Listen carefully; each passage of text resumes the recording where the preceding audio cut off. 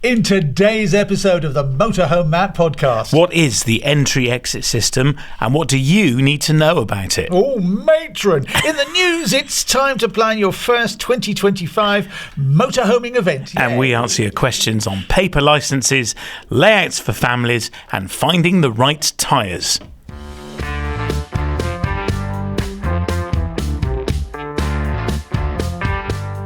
Welcome to the Motorhome Matt Podcast. I'm Keith Gooden. And I'm Motorhome Matt. Industry insights and expert advice for the world of motorhomes, caravans and campervans, and it's brought to you by thatleisureshop.com. Now please remember to follow on your favourite podcast app, and if you're watching on YouTube, please would you subscribe and hit that little bell, brought to you by arabasecreative.co.uk. In the news this week, get your tickets for the first show of 2025, the Caravan Motorhome and Holiday Show, 16th to the 19th of January 2025. You're going to be there, Matt? We are. We're in Manchester for this. It's a brilliant event. It's kind of the first event of the year that gives a good kind of scene setting for the year ahead for the industry. New products there will be on display for sure, 2025 models and probably some 2024 models on special offer as well. So there's always a mix of motorhomes, caravans, campervans and static lodges too. So it's a great show. It's only a small show. I think people go expecting the Birmingham kind of scale. It's not as big as that at all. It's far more intimate. It's a lovely event and very much looking forward to it. And we have a stand there, so we'll be there. Mrs. Motorhome Matt will be there throughout the weekend, waving the Motorhome Matt flag loyally like she does. Lovely, fantastic. It's an oasis of motorhoming, caravanning and campervan wonderfulness. Do you see what I said? It's in Manchester. Oasis. Do you see that? Very clever. See where I'm coming from? Very good. Right in the heart of Manchester too. Love it. You can save some money on tickets. You can, yeah. Just use the code MHMATT, that's MHMATT, to save a little bit on your booking fee. Brilliant. First of all, you've got to go to this site, which is caravanshows.com, and then use the code. Okay, let's do that. MHMATT to save on the booking fee, MATT. Has everybody got that? Hopefully. Fantastic. Okay, every week in the run-up to Christmas, Matt's got his sack out, haven't you, Matt? Come on, let's see your sack. You leave my sack out. If you're listening to this, it's got, it's big. I got my bells in it. I got bells in it this year. Oh, yeah. Oh, right. That's another joke in there. Stapled on, yeah. I can't get in my sack. Hang on. What's the I'm product fumbling today? around. Here we are. Look at this. What is it? Oh, there's me bells. Look at that. Yeah. Me Christmas bells. This is a brilliant little fairy-like kit. Look at this. You've seen them on Instagram, I'm sure. They're on like a little wheel and they pull out of this little cassette. They're 30 feet long and they glow white. They glow different colours and like that, and they flash. Look at that, and there's a little light as well. It's fantastic. So basically what it is, it's like a fishing reel with a string of lights inside it, and you pull them out and you've got a lot of different lighting moods that you can press the button, and as Matt says, you've also got a very bright light, which is That's now really shining bright in my eye. Do you know what, we had these set up at a show when we were there. Look at that flashing away, and this is magnetic, so we stuck that on the wall of the van. On the other end is a hook, and we hooked that over on the gazebo that we had for our stand, and we had this lovely string of coloured lights. Brilliant, really good. They lasted for about 10 hours. They were great. How much? When they're back in, $14.99. Well, and we've also got that leisure shop cart, which we saw at the NEC at the big show back in October. Fantastic. And you do a great deal on these as well. £99.99 of your English pence. You can get 10% off with the code Motorhome Matt. That's MATT. Just go to thatleisureshop.com/gifts. Thatleisureshop.com/gifts. The main bit, the main part, the meat of the podcast this week is the EntryExit system. We've spoken about it before, but what exactly is it, Matt? It's a security system being introduced by the EU Parliament to protect the Schengen Zone. So basically they want to know who's coming in and who's going out and when. So as non-EU citizens, which of course we now are post-Brexit, we are going to be required to let people know, let the authorities in Europe know when we're coming into the Schengen Zone, and more importantly, when we're leaving. So it's basically a digital security system. So the days of scanning your passport or having a customs officer look at it and stamp it are gone. It's all going to be done digitally.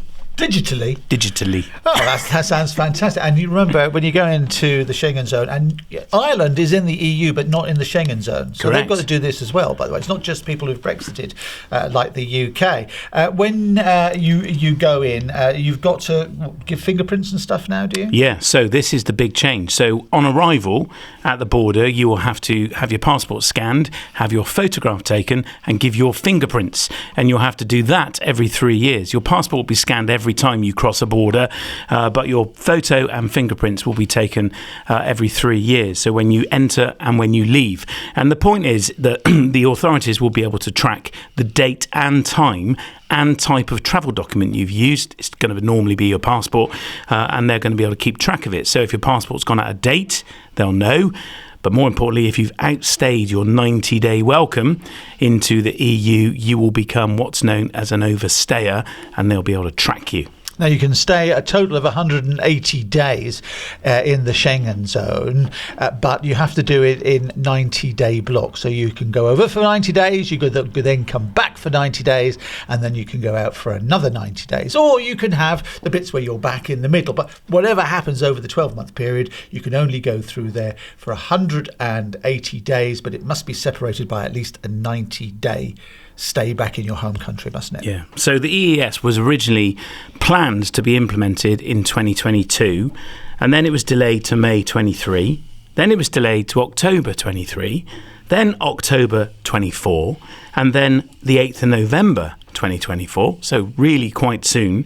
And then it was recently, just a few weeks ago, kicked into the long grass, and it's been detailed as being rolled out in a phased manner at some point in the future, detail of which will be worked out in the coming weeks, says the parliamentary website. Rolled out in a phased manner is parliamentary speak for we haven't got a clue what we're going to do. We'll let you know when we come up with a plan. We don't know, and we've got no money for it either. And what is ETIAS? ETIAS.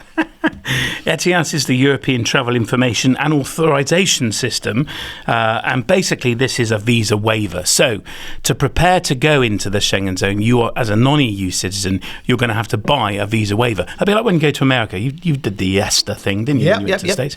So it's exactly like that. So you'll be able to do it on your phone. This is new, so it was going to be on the web. It's now going to be a phone app.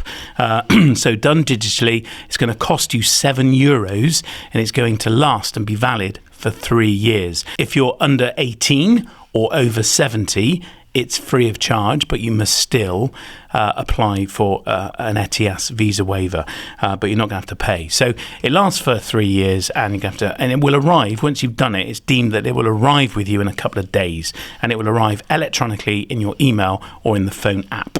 Absolutely, because people travel on business at short notice into Europe all the time. So it's going to have to be a quick turnaround. The ESTA system in America is very quick. They let you usually within 48 hours. Yeah, that's right. Yeah, it really is brilliant. So how's this all going to impact us? Well, my fear was, you imagine it's anticipated to take a minute and a quarter to process every individual at the border having their fingerprints taken and their photograph taken and passports scanned. Imagine a coach of 50 people. That's over an hour just for one coach.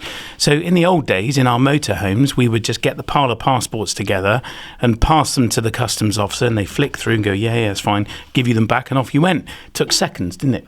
Not anymore. So I predicted they would have to introduce some kind of tablet system that would be passed around a vehicle, and everybody in the vehicle would have to use that to have their photograph taken. And guess what? That is exactly what they're going to do. So a coach will be required to disembark and queue up at a machine, but a vehicle, a car or motorhome, will be given a tablet to pass around inside, and children under 12 will not be required to give their fingerprints. This is all recently published on the 18th of October 2024 on the parliamentary website, so you can go and find out for yourself and find all the information there. So there are changes already being implemented, and the phased out manner, I think, where it will be rolled out in a phased manner, I think what that means is if the queues back up, they'll turn it off. And probably for 6 months, there was talk previously that for 6 months it would be we'll see how we go. If it gets really busy, we'll just turn it off and revert to the old system and just let you through, because it's going to cause chaos. So I think prepare, get there early at the border crossing, and be prepared to queue and for a wait, because that is probably inevitable. Remember those wild old happy days before the Brexit referendum took place and everybody was campaigning and they said they need us more than we need them. Yeah. Don't worry, everything will be fine. It'll be exactly the same. We'll be able to import as many BMWs as you possibly can get your hands on and travelling over the border. Well, why would they change it? It works. They changed it. They did. And they're changing it again. And what's interesting is this Parliament are blaming the last government for the cock-up that is this, which, of course, they're bound to, aren't they? Well, governments do that all the time. Yeah, of course. We don't do politics here. But this is going to be a mess, I guarantee it. It will happen for sure because the EU wants security on their borders. They want to know who's in, who's out and when. And interestingly, if you overstay your 90 days, that's going to now be very easily tracked and you would become an overstayer and you would make a very special list which would be visible to a customs officer. So if you are going over, you need to make sure you're planning those 90 days because when this is implemented, you are easily traced. Yep, and return on the 89th day just in case there's some travel issues, which means you cross the border late because they don't care. If you cross the border late, you'll go on the overstay list. They do say on the parliamentary website, if there are extenuating circumstances, like you were taken seriously ill, and you can prove that, they will take you off the list. So there will be some exceptions. Yeah. But, I mean, if you're in that position, you are going to be in for a long wait, I guarantee it. Absolutely. So crossing the border is going to get more difficult. What I don't understand is now when you apply for a British passport, we can take a picture on our phones on the selfie ourselves and send it off with the application. By the way, here's a tip. Whatever you send off will always need you to go into the editing mode and brighten it. They will always refuse it unless you brighten it. Don't know why, just will. I think that's just you. There's a free from my cave. So if we can do that, send our image, which is then going to go on official document. Yep. Why can't we do that with fingerprints? A lot of phones have fingerprint mode, can't they? They can capture fingerprints. I would have thought that would have sped things up, and then all they've got to do at the border is like random checks, don't they? Maybe that's coming. I don't know. The technology probably is the limiting factor. It's all going to cost money, isn't it? So putting your hand it's worth pointing out though, we're not going to go on holiday with black fingers where you've put them in an ink pad. It's going to be electronic. Yeah, and put them on glass. You've been to America, you go through and they say it's automated now. Stand there, look at here, and there's a screen in front of you, and it sort of lines the line up with your eyes, and then put your thumb and your forefinger on here and click, the gates open and you go through. That's after waiting 2 hours in the queue from the plane, by the way. But anyway, actually getting through it is pretty quick. So I would have thought the same would happen into Europe. Yeah, I think so. But they're anticipating it's going to take 1.25 minutes. And of course, once you've done that, you haven't got to do it again for 3 years. You've just got to have your passport scanned. And I guess once your 3 years is up, it will flag up that, no, we need your picture and your fingerprints. So you're going to need to make a note of when you first did it or last did it and set a 3-year reminder, I guess. A lot of people have expressed objection to me at this whole system, which is important to note, it does not exist yet. And Matt hasn't made it up, by the way. No, it's happening. They haven't asked Matt. Hasn't been implemented yet. The ETIAS bit, so the visa waiver bit, the €7 thing, is due to be rolled out in the spring 2025. Now, the closest I can get to an actual date is May, but let's see. I predict this will get delayed as well further into the future. The EES has been kicked into the long grass, so the whole fingerprint photo thing doesn't exist yet and doesn't even now have a date for implementation. So if you're going on holiday in a minute, don't panic. If you're going on holiday next July, be mindful of the ETIAS. You might have to go and get a €7 visa waiver if you're going into the EU, and keep an eye on this podcast because we will be updating when this is rolling out. But the objection I've received from lots of listeners is one about data. It's like, well, who's keeping my data? So they've got the day and time that I went into Europe and then the day and time I came back. They've got a copy of my passport. They've got my fingerprints and they've got my photograph. And they can, of course, as well, ask you, where are you going to stay? If they want to, a customs officer can ask you for that. They can also ask you for proof of means. So they don't want you to get your wallet out and show them all the pound notes or get your bank statements out. They want to see a credit card. So they could have all sorts of data. It's said that they will hold that data for non-EU citizens for 3 years. And every assurance possible is given that it will be kept securely. But surely, imagine if that was hacked. Well, that's not good, is it? Listen, come closer. No, closer. Careful. They're governments. Okay, they make the rules. Imagine if it's hacked, government websites hacked. Never. It could happen. It probably won't. But as far as them asking for it, you don't have a leg to stand on. If they want it, you give it, or else you don't get in. It's that simple. It is. But one thing as well they have added, though, is you have a right to request the information that's held on you. And you can request that information. And if anything on there is deemed to be incorrect, you can request that it's changed and deleted. So that's been made really clear. So this whole data protection thing is a massive issue with this and is being taken very seriously by the EU, of course. But a lot of people have expressed concern that their data is out there, wherever there is, and being held somewhere. But it's true. It's the way of the world. And if you don't like it, don't go to Europe. Tough. Simple as that. If you've got a mobile phone, you use cash machines, they know where you are anyway. So, come on. Yeah, it's their country. They make the rules. It's that simple. Yeah, that's what it's all about. It's about security in the EU. They want to know when you've gone in and when you've left. And they want to know that you have left if you should have done. One thing as well, you mentioned Ireland. Cyprus is also exempt from this. So if you go into Cyprus, you don't need to do this. No. So same with Ireland. So it's not just people who've Brexited, by the way. Yeah, it's Schengen Zone, which is the group of countries where they're landlocked generally, but they used to have land borders. Remember, you used to watch those old TV shows like The Persuaders or The Saint, and he'd go speeding along in his Volvo, and he'd get to the Swiss border.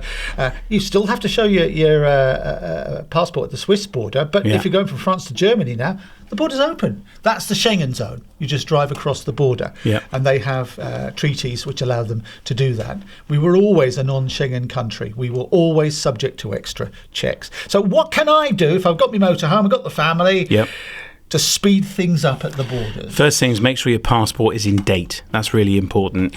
And make sure it's actually got 3 months left to run after the date you plan to come back into the UK. That's really important as well. So look at the expiry date. And in actual fact, what a customs officer and this system is going to check, and this is a bit complicated, is actually going to look at the start date. So there was a time when the British Passport Office were issuing passports with 10 years and 9 months on them. And I can't remember why, but there was a reason. That was to give you a benefit if you updated your passport before it expired. So if you had 9 months on the old one, they'd give you that 9 months. That's what it was. It was up to 9 months. Thank you. Yeah, that's exactly what it was. But they are going to look at the start date. So they want to make sure that your passport is still valid 9 years and 9 months at the point you come back into the country. So check the start date of your passport as well as the expiry date and gear up for some time at the border. It could be that you're in a queue for an hour, could be longer once this is implemented. At the moment, there's no change. But as soon as EES is implemented, I think we can expect delays. With regards to the ETIAS bit, the visa waiver, once that's kicked in, hopefully beyond May 2025, but at some point next year it's likely to happen. Make sure you've got your visa waiver paid for. €7. Apply in good time. It's valid for 3 years, so do it a month before. It should arrive between 2 days and 2 weeks, but it could be hours after you've applied for it. And make sure you've got organised and you've got that all with you with your passports. And remember, you can do all that online. And if you're not confident using computers and doing stuff online, ask a relative to do it for you. You don't have to buy postal orders and fill in forms and send them off anymore. And as Matt says, you could actually, it could come back, could just bounce back and saying, yeah, you're approved within just a few hours. Yeah. A bit of a little tip for you. I was in Spain not so long ago and coming back to the UK, and it was at Murcia Airport, and there was a few flights going out at the same time, and for whatever, there was a bit of a delay on something. It was quite a queue getting through. It was a Saturday morning getting through the border, and so you had the EU passports bit, and then you had the foreign passports bit, which we now as Brits have to go through. We are now aliens. But what they did do, and all credit to them, I was gnashing my teeth because I've got an Irish passport, is they changed the EU one to all passports. Okay. Yeah. So they relieve the queues that way. So they're not our enemies, they're our friends, and they do try and make things happen if they can. Yeah, absolutely. It's going to be a nightmare, though. I fear it's just going to be chaos. But there we are. After all that talk of borders and form filling and fingerprints, let's do the Q&A, questions and answers. We look forward to it every week because you get to talk directly to Motorhome Matt, ask him questions. He's the expert, and if he doesn't know the answer, he'll ask somebody who does. So first of all, we hear from Angela Laking. Hi Matt, I'm thinking of taking my motorhome to Europe. I still have the old pink paper licence. Can you tell me if this would be valid to drive abroad? As a lot of people tell me I have to get the photo card, but I'm not sure. Thank you. Thanks very much, Angela. I can't believe she's still got a pink paper licence. Lots of people still do. It must be 20 years since that. That's right, yeah. My advice, Angela, is apply for a photo driving licence, only because, although your paper one is valid, customs officers and police officers around the EU will not necessarily recognise or understand your paper licence. Your photo licence that would replace it has all the ID docs on and licence permissions to drive on it very clearly. And the point is they're used to looking at them. So my advice is it's a better form of ID. They do expire. They only last for 10 years. So you're going to have to renew one. And lots of people don't go for one for that reason, whereas the paper licence keeps on being valid. There will come a time when I suspect the DVLA will announce the paper licence is no longer valid and everybody must have a photo driving licence. That may have already happened, I don't know, but that inevitably will happen. I have a photo driving licence. It's a recognised form of ID. So my recommendation is, for ease and peace of mind, just go and suck up the fee and go and do it.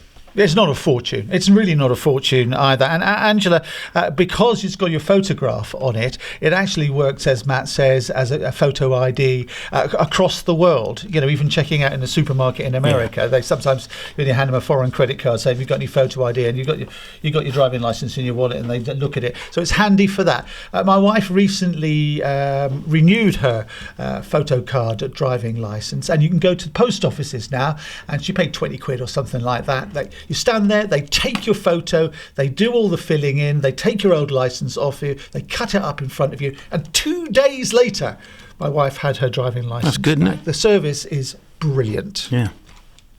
So, let's hear from Paul Robson.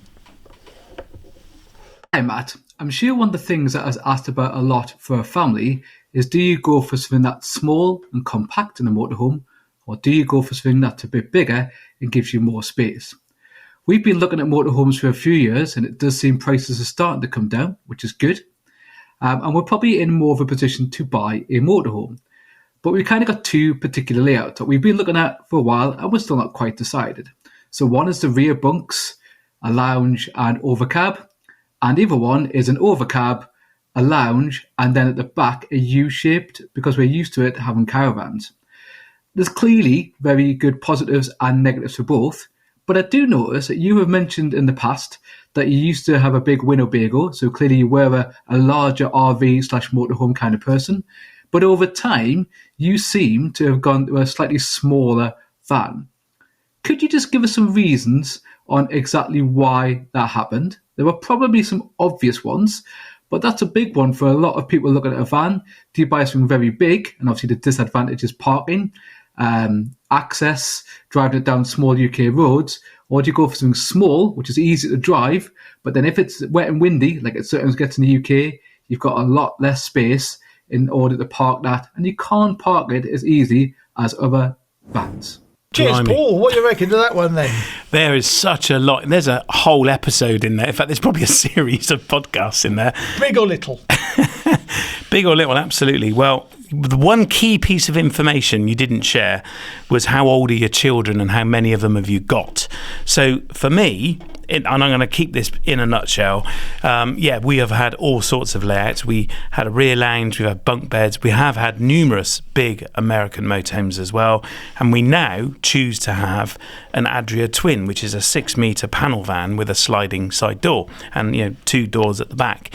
Now, there's a whole journey which I've been on in terms of motorhome ownership, and we've discussed doing an episode on this by a number of people who've requested that we do it, and I think it would be a good idea because I've owned A-class European motorhomes as well. I had something called an Adria Sonic Supreme, which is a really lovely A-class motorhome, and people often say, why did you go from that to the smallest product in the Adria motorhome range?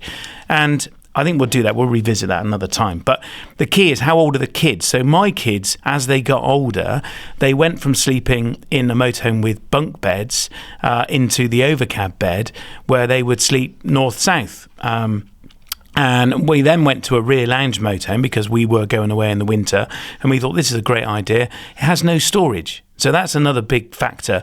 And we did do a whole episode on choosing motorhome layouts. And it's definitely worth going back in time to that episode where we kind of unpack this in more detail. And we also recently did one on the different types of layouts as well, which might be worth looking at. The bit I hated about both a bunk bed and a rear lounge motorhome was sleeping in the overcab bed. I really did not like it. And there's no way I could do it now. I would wake everyone up when I went to bed and again when I got up, and I just found it really, really uncomfortable. A large motorhome, so maybe an American style, which are kind of extreme, or even a big A-class. I'd love another one. But I think for us, because we go away lots of short trips, and now the kids don't tend to come with us, we have got access to other layouts through our hire business, of course. So if we are going with the kids, I can take a bunk bed. But if it's just me and Mrs. Motorhome Matt, we love the fact we're in a small van, only 6 metres long. I'll drive it anywhere. We love going down into the corners of Cornwall, in the corners of Scotland, wherever we are. Pub car parks we tend to favour as well, and it's easy to park. And we can be very mobile, but we do short trips. We tend to only do weekends because I'm working. I think if we were going to do long term, 3 months, and we were going to go down into Spain, I would definitely consider a bigger, perhaps A-class motorhome for that kind of trip. But that kind of gives you some insight into why I've got a van now versus an A-class motorhome. And people often think, they expect Motorhome Matt to have the most blingiest. I mean, I'd love a Morello. We saw those at the show, didn't we? They're amazing, but they're £750,000. Well, there's one reason I don't have one. And that's basically the cost of a 2-bedroom flat in Lewisham now. Is it? Really? Oh my goodness! Have you been to Lewisham? Yes, it's better than it used to be. So yeah, that's one of the big reasons is cost as well. So, but for us, it's about accessibility, getting everywhere and anywhere. And I will take our twin most places, I have to say. So it's a very unique to you set of circumstances that you need to think about. It's a great question. There's so many elements to the question that I could make an hour out of this, but I'm not going to bore you with that. Does that help? Yeah, I'm fine. Paul's probably more confused now than before he asked the question. You thought that was a long answer. Wait until you hear this question. John Richmond is in Rugby. Hi, Matt. We have an Adria Twin Sport fitted with Michelin Agilis, is that right? Yeah, Agilis. I don't know. Yep, camping 225/75R16CP 116Q tyres. Love that he included the tyre size. I would like to replace one of these, but can't seem to find them anywhere. When I look at the Michelin recommendations to use, it's very unclear. They seem to push the cross-climate camping, which seems available with some specs. Can I replace just one tyre, or do I have to do the whole axle? And are these compatible when on different axles with the Gillis ones? I don't know why the tyres Adria fit are so difficult to source. Do you know? There seems so many variants, it's difficult to work out what is right. That's question one.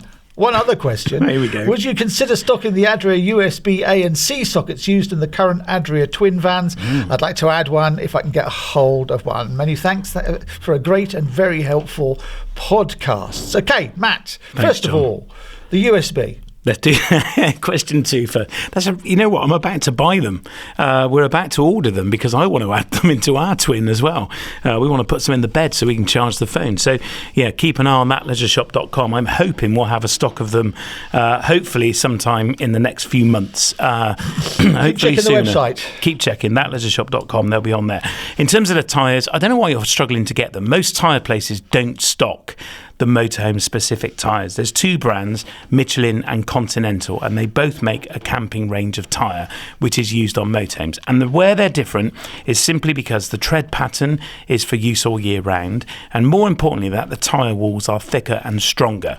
The rubber compound is a different mix, so it's grippier in all sorts of weathers, but the tyre walls are stronger because the motorhome is always at weight, unlike a van tyre where the van's full, it's empty, it's light, it's heavy when it's full, empty when it's light, or light when it's empty. You know what I mean. But the motorhome is always heavy. right? So the tyre walls are stronger for that reason. Now, you should be able to get these tyres in any tyre shop, but you're probably going to have to order them. They won't carry them on the shelf. In terms of replacing one, no, definitely not. The tyres should match both sides of an axle. So you could replace the front two or the rear two, but don't go doing one with a different type of tyre. So if you have a puncture and the recovery service fit you with a van tyre, because that's all they had access to, my advice is you take it off and get the same tyre as the other side fitted when you get home. So the Michelin Agilis range or the camping range, any of the Michelin camping spec tyres, or the Continental ones, which Adria have also used in the past, are going to be absolutely fine because of that specific spec for it being a motorhome. There you go. Is that the 225/75 R16CP 116Q tyres? It could also be the 225/75 R15 as well. Cheers, John, in Rugby. Thanks for that. Now, how do people ask a question? Yeah, we'd love it if you did. Just head to mhmp.info/Ask Matt. Hit the orange button and record it. Please tell us where in the country you are, because we love to know. Or if you'd rather just fill out the form and have us read it, you can do that there as well. And leave us a review, why don't you, at mhmp.info/review. That's mhmp.info/review. And if you're watching on YouTube, please subscribe, hit the bell too, and then the gods of YouTube will tell you when a new episode is released. And our YouTube channel is sponsored by the lovely folk at arabasecreative.co.uk.